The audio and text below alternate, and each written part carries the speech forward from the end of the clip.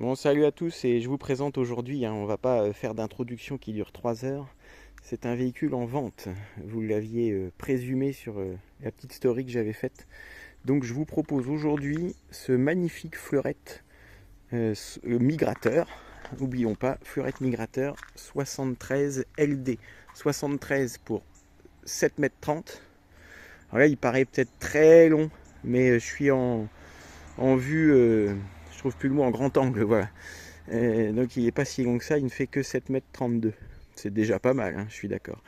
LD pour lit droit. Fleurette, pour rappel, c'est une marque française, vendéenne, qui existe depuis très très longtemps et qui faisait des caravanes au début, et qui a été intégrée par le groupe Rapido en 2005. C'était un peu les précurseurs du polyester.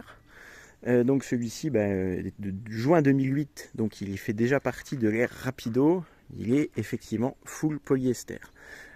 Le gros intérêt de ce modèle, on est sur un porteur jumper en 3 litres 160 chevaux et non pas 2 litres 3 130 comme la plupart. Donc on a le gros moteur Iveco 3 litres indestructible qui, couplé à la boîte 6, vous tracte en permanence, consomme peu du coup puisqu'il y a tellement de couples qu'il n'y a pas besoin de monter les rapports.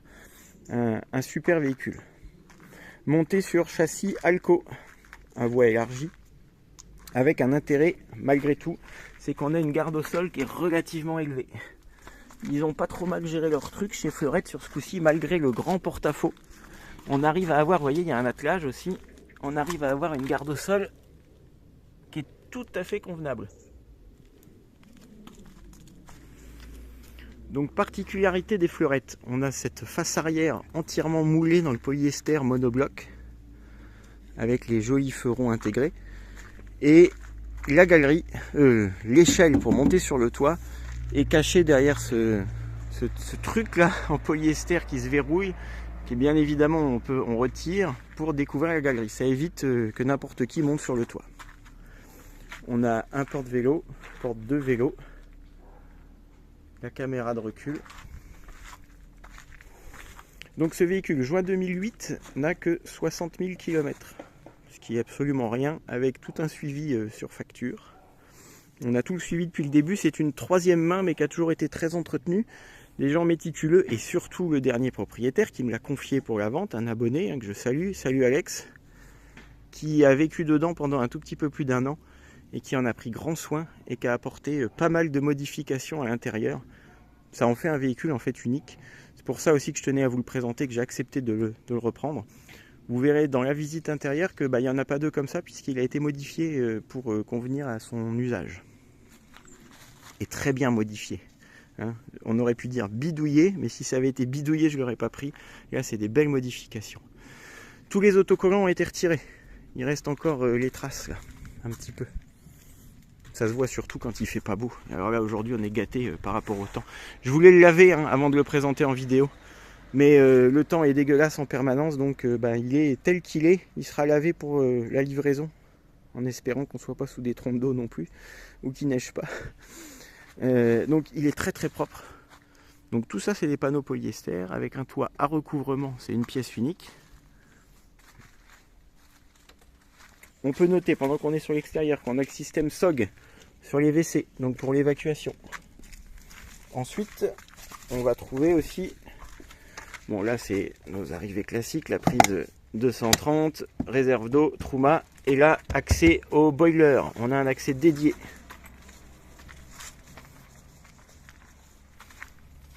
Tous les joints de fenêtre ont été refaits, les joints extérieurs, et c'est très très propre. J'aurais pas fait mieux. Alexandre est extrêmement méticuleux et vous le verrez à l'intérieur, tout ce qu'il a fait c'est d'une qualité vraiment au top. Donc là il est livré tout blanc, vous pouvez en faire ce que vous voulez, personnalisable à l'envie. Vous pouvez le laisser comme ça, faire des stickers plus discrets, plus voyants, c'est vous qui voyez. On a des coquilles de rétroviseur en accessoire, hein. Sympa. Va être monté sur des pneus Michelin Agilis en très bon état. Les phares ne sont pas ternis. On a le défaut classique de ces porteurs là, la peinture qui est écaillée ici. On voit l'après en dessous. Je vais faire des retouches. J'ai pas encore pu le faire, il est tel quel. Vous le voyez comme ça, entre guillemets, avec les petits défauts. 3 fois rien, hein. On n'a vraiment que le capot. D'habitude, il s'abîme aussi de là et des montants.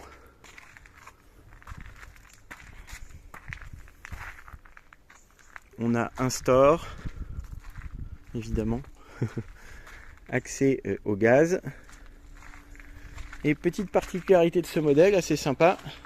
Outre l'accès ici à la soute qui est sous le lit, vous devinez vu la configuration, on va trouver cette soute verticale. Hop.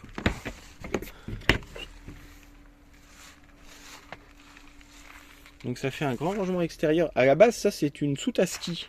C'est pour ça que tout est en plastique. Et là, ça a été transformé avec des étagères. Hein. C'est modulable, on peut faire ce qu'on veut. Et mine de rien, ça apporte pas mal de... Allez, c'est pas activé en éclairage. Hop. Pas mal de rangements supplémentaires. Dans la porte, on a la manivelle pour le store. Et sur cette soute-là extérieure, je sais qu'Alexandre l'utilisait avec un petit pied amovible pour faire une petite table, pour ne pas avoir sur des petits arrêts à sortir une table complète. Je profite que je filme là les roues pour vous dire que l'essieu Alco a été dressé conformément aux préconisations du constructeur. Donc roue pendante, un graissage très important pour la longévité. On a une vraie roue de secours ici. L'attelage, mais ça je l'avais déjà dit. Il est impeccable des dessous, tout est parfait, tout est nickel. Vraiment rien à dire. Je vous remontre le détail des joints de fenêtre. Ça vous permet de voir aussi les parois, la bonne planéité. Alors comme tous les fleurettes de cette époque, et les concurrents aussi d'ailleurs en polyester, il a légèrement changé de teinte sur les portes. C'est pas méchant, mais c'est un tout petit peu plus jaune. Vraiment léger hein, comparé à d'autres, mais je préfère être totalement complet et tout vous signaler.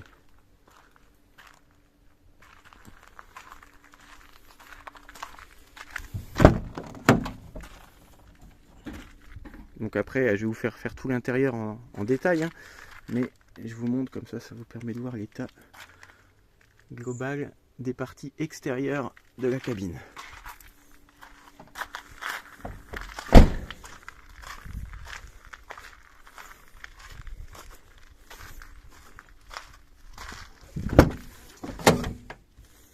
Je vous précise encore, hein, malheureusement à mon grand désarroi, j'ai pas pu le nettoyer pour vous le présenter. Parce que le climat ne s'y prête vraiment pas. Je vais détailler tous les équipements intérieurs une fois dedans. Hein. Rassurez-vous. Une notion importante aussi. Il est certes relativement long, mais il est surtout plutôt étroit. Vous voyez le faible débord de la cellule par rapport au porteur? On est sur 2,23 m de large. En sachant que la majeure partie des grands profilés et des intégraux sont plutôt entre 2,25 m et 2,35 m. Ce qui fait que malgré sa longueur, ça en fait un véhicule qui se faufile plutôt aisément, puisque en circulation normale, ça va être la largeur qui va plus souvent poser un problème que la longueur. La longueur, à moins de passer son temps à faire des créneaux ou des marches arrière dans des petits villages, ça va être un peu moins problématique. Évidemment, ce camping-car-là, c'est pas un 4x4, c'est pas un tout-chemin ni quoi que ce soit, mais comme quasiment tous. Donc vous serez forcément toujours un peu limité par la longueur, bien qu'on ait une belle garde au sol, je la remontre. Mais alors en contrepartie, vous allez voir, on va passer à l'intérieur. Vous allez pouvoir admirer un aménagement, c'est un appartement pour deux. Voilà. Alors les familles, tout ça, oubliez-le, hein, il n'est pas pour vous. Par contre, pour un couple ou une personne seule, ça va être extra. Allez, on va passer à l'intérieur. Juste, je vous montre avant la contre-marche décaissée. Il n'y a pas de marchepied. Accès très facile et on passe dedans. Et je vais surtout allumer les lumières et me mettre au chaud. Allez, je vous reprends directement en intérieur. Je me suis mis au chaud parce que en ce moment, dehors, c'est vraiment pas ça. Donc il y a le chauffage qui fonctionne en fond. Et je vais vous expliquer tout ce qu'il y a à voir. Il y a beaucoup de choses à dire puisque c'est à l'intérieur qu'il y a eu quelques modifications de fait. Et puis le véhicule de base est vraiment super bien conçu. Et là, il est encore mieux. toujours en ayant en tête que c'est pour un usage couple ou personne seule. C'est absolument pas un camping-car familial. Alors qu'est-ce qu'on voit en entrant? Puisque la porte d'entrée étant là. Donc on a la vue sur le séjour, hein, qui englobe une banquette face route avec 2 ceintures, un retour qu'on peut éventuellement enlever pour utiliser la 2e place face route, une table qui se bouge dans tous les sens, un petit canapé et les sièges cabine. Je vais vous expliquer directement les modifications. D'origine, la banquette ici était plus longue et venait jusque là. Donc le propriétaire actuel n'aimait pas cet effet, étant seul à l'utiliser à l'année. Il trouvait que ça empiétait trop sur le passage, en fait, et que ça manquait de dégagement quand on rentre dans le camping-car. Donc il a raccourci tout le système, a fabriqué ce petit rangement. Et puis on peut toujours accéder au local technique. Je vais vous montrer tout ça après en détail. Il a également revu la table. Trouvé la table d'origine pas pratique et pas très qualitative. Donc on a une table en massif avec un nouveau pied qui se déplace, hein, vous avez vu. Donc on ne peut plus vraiment utiliser un couchage ici. Hein, voilà. On peut encore abaisser la table et utiliser ce coussin-là pour le mettre ici et faire un carré pour enfants. Mais absolument pas un lit pour adultes. D'autre part, d'origine, il y avait des coussins de dossier ici et là. Ces coussins, ils venaient au-dessus des fenêtres. Ils passaient là, comme ça. Donc il n'aimait pas l'effet que ça avait non plus. Et il a préféré utiliser un système de coussins, donner un côté un petit peu plus cosy, et puis c'est modulable plus à l'envie sans prendre toute cette place, cette grosse épaisseur de dossier qui venait ici manger de la place. Voilà, donc ça c'est pour les modifications de la partie séjour. Je vais vous montrer toutes les modifs et puis après je vais revenir un petit peu plus dans le détail. Ensuite, si on se retourne, on aperçoit la cuisine. La cuisine a été modifiée aussi, puisque d'origine, le meuble ne fait pas de pan coupé, mais il vient comme ça, à angle droit. Comme ça. Et donc, pareil, c'était dans l'esprit d'avoir un gain de place pour passer. Entre le canapé qui venait là et le meuble ici, c'était absolument pas pratique. Ça donnait pas une sensation d'espace. Donc il a tout revu. Toute la disposition, plan de travail, etc. C'est super bien fait.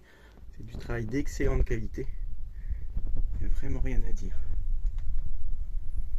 J'en profite pour vous montrer. Hein, toutes les façades de meubles ont été recouvertes de vinyle à chaud. Partout. C'est super bien fait aussi. On croirait que c'est d'origine.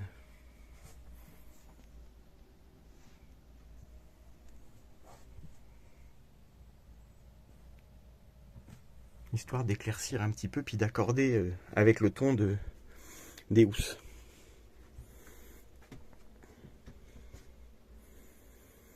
Quand on continue par là, on arrive vers la partie chambre, qui est séparée soit par une cloison, soit par un rideau, au choix.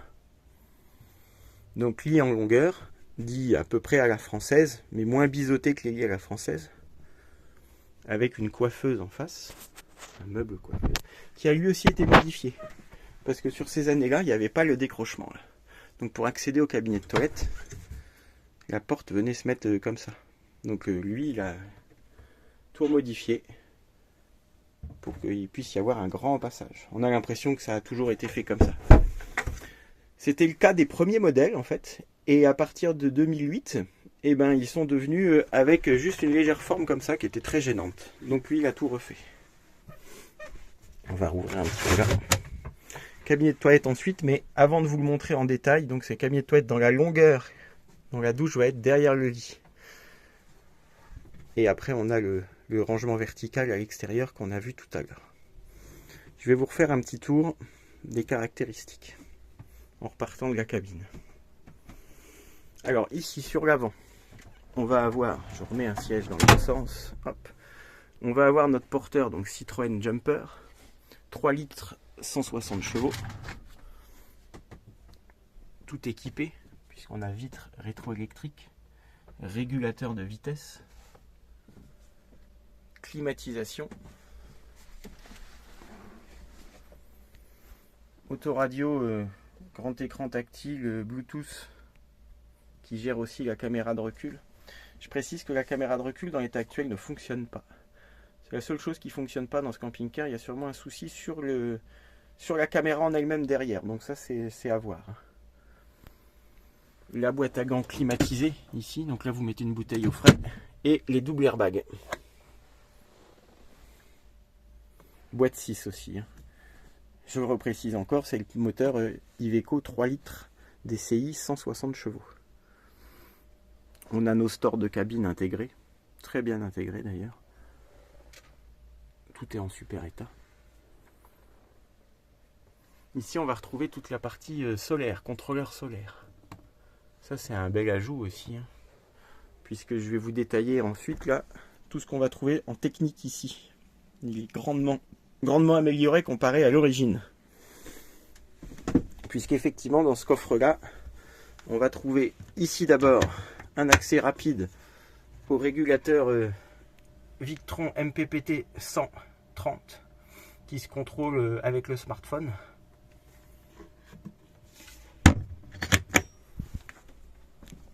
Et là, accès à toute la technique. Donc on a une batterie à décharge lente de très grande capacité. On a un convertisseur ici, les fusibles d'origine. Et je vous le rappelle, tout ça est alimenté entre autres par 330 watts de panneaux solaires. Avec la possibilité encore sur le toit de pouvoir rajouter encore du solaire, mais on a déjà 330 watts, ce qui est très important pour un usage classique. Ensuite, de l'autre côté, on va retrouver des rangements.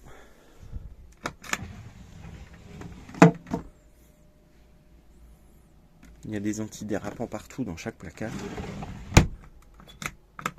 En sachant que le boiler se trouve là, ici, avec un accès soit par là, soit par ici, soit par dehors, par une trappe dédiée.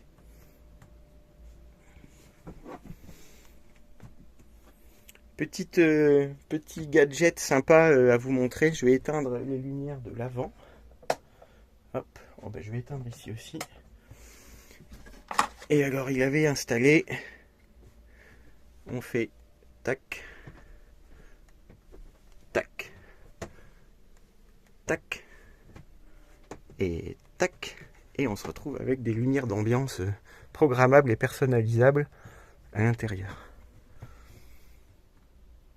Sympa ça pour le soir, en sachant qu'il y a le même système à l'arrière dans la chambre et qu'on a un jeu de plusieurs télécommandes pour varier les plaisirs.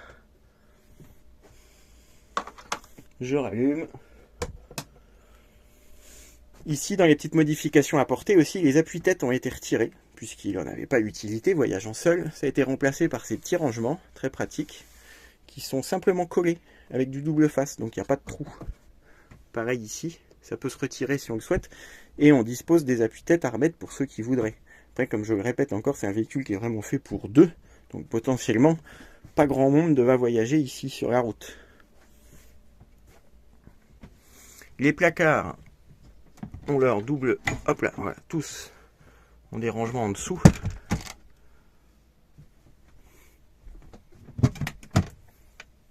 Évidemment, tout est nickel.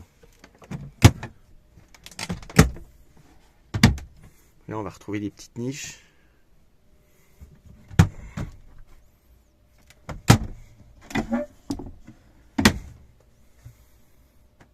Je profite que je suis devant la porte d'entrée. Elle est commandée par le verrouillage centralisé avec la télécommande. On a une fenêtre qui s'ouvre avec un store. Le panneau de contrôle. Un petit rideau d'occultation qui s'accorde avec celui-ci.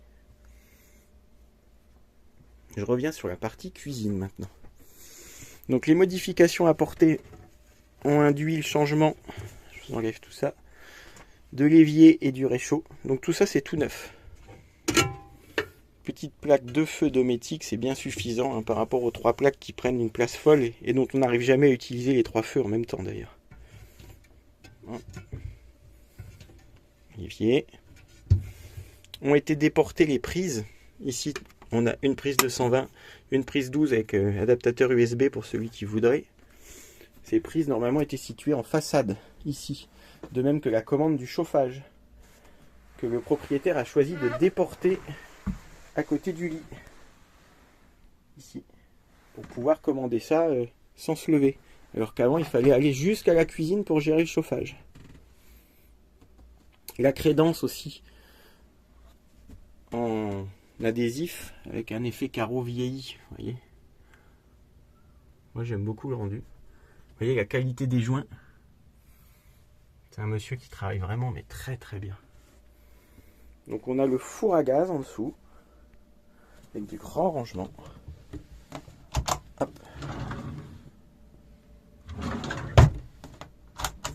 Et là, la modification a induit un nouveau rangement très profond qui va jusqu'au bout. Un ovane de gaz ici et le truma.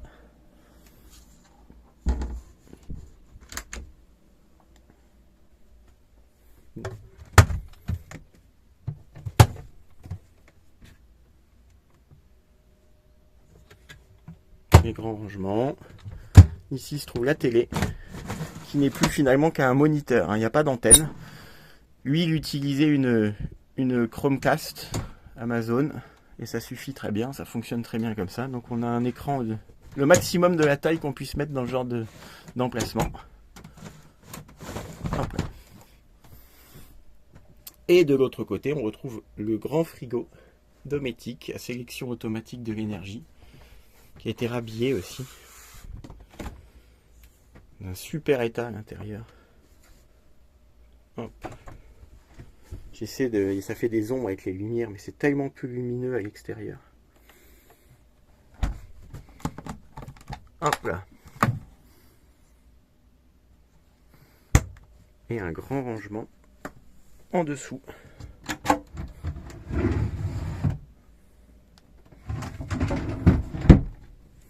Ensuite, on passe sur la partie chambre. Parce que là, c'est vraiment une chambre à part entière. Je vais rallumer aussi les petites lumières d'ambiance. Hop. Tac. Tac. Et puis, ici aussi. Voilà. Alors là, qu'est-ce qu'on trouve? Un grand lit de 190 par 130 avec la housse couette lit tout fait. Ça reste. Qui dessert plein de placards de pavillon. N'est pas hyper lumineux, hein, je suis désolé. Petite niche de rangement. Pareil, hein, tout est en super état. On a une petite niche aussi là. Partout on retrouve les doubles placards.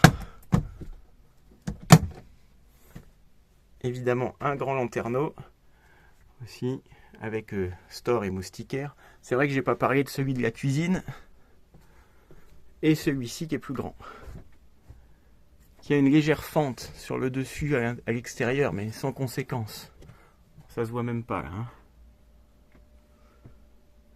Donc je reviens sur la chambre. En face du lit, une grande penderie. Là j'ai mis, c'est les plaids qui étaient sur les sièges cabines et sur les banquettes. Je trouvais que pour vous filmer, c'était mieux de vous montrer que le tissu d'origine. Mais on peut remettre aussi les plaids. En dessous, on va avoir également un grand rangement. Et on va trouver le petit meuble coiffeuse avec sa fenêtre, placard de pavillon, tiroir, bouche de chauffage un peu partout aussi. Et encore des rangements ici. Évidemment, on a accès à la soute depuis le lit. Là, ici, on ne voit pas grand-chose. Mais vous imaginez bien comment ça fait, puisque c'est toute la superficie du lit. Et maintenant, on va passer au cabinet de toilette. J'aime beaucoup cette pièce, je la trouve très ingénieuse. Alors, première partie, classique, lavabo, WC chimique à tête pivotante, fenêtre avec store, des rangements, la lumière, encore un lanterneau tout neuf.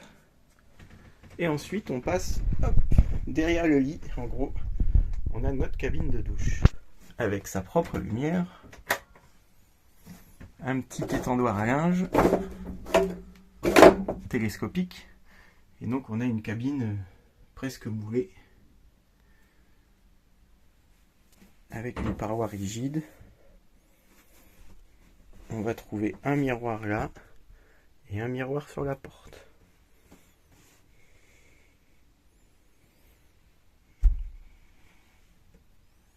Hyper fonctionnel.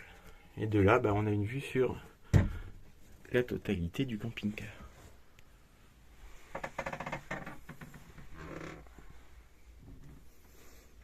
Donc je le précise encore et encore, tout est fonctionnel, tout est à jour, tout est en super bêta partout.